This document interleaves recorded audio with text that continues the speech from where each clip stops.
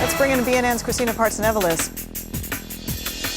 Just showed the Toronto Stock Exchange just moments ago. We are seeing it in negative territory. That has a lot to do with the fears of a Brexit, the UK leaving the EU. That's creating a trickle effect across all markets. So what he's going to do is he's going to take that piece of paper and stick it on his desk until the ruling in Nebraska is settled. Because right now there's a lawsuit in Nebraska about where the pipeline is going and who's in control of that pipeline path. This is a battle of two giants. Oh Kristina. my, this is a huge battle. And this comes just after, not even a week, less than a week ago, Walmart Canada said, you know what, Visa, your fees are way too high. We don't want your cards in our store anymore unless you drop your fees. They're going to sell it to you as if it's a destination. So not necessarily somewhere hot and sunny, but more so you're going to the store because you want to go meet up with your friends, have a coffee, get your nails done, and then at the same time buy a dress. And so several retailers...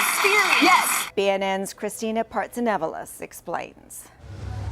It's been a 5-month standoff between Greece and its creditors, but a sense of hope was in the air at an emergency summit in Brussels. European leaders are scrutinizing the latest Greek proposals for reform, like increased taxes and increasing the retirement age to 67.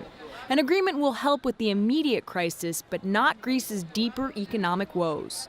Eurogroup finance ministers are expected to meet tomorrow to approve a reform package and then give it to Eurozone leaders for final endorsement on Thursday morning.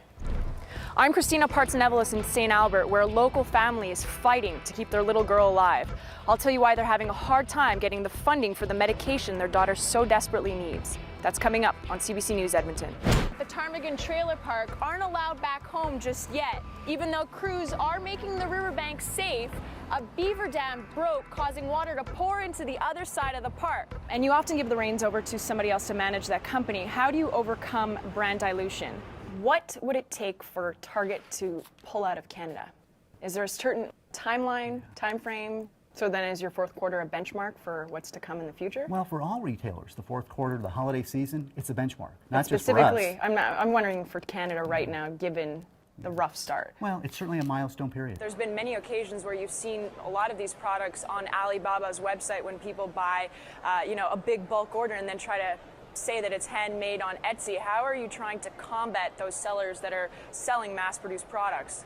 Global revenue has actually fallen about 4% in the past year, and it's a reflection of music pirating. Do you think artists need to become multifaceted in order to turn a profit? I think so, and they got to think brand extension.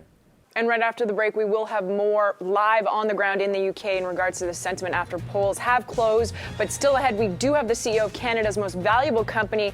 He's going to be adding his voice to the chorus, calling for action on runaway home prices. RBC's chief executive, Dave Mackay, is next. Sausages.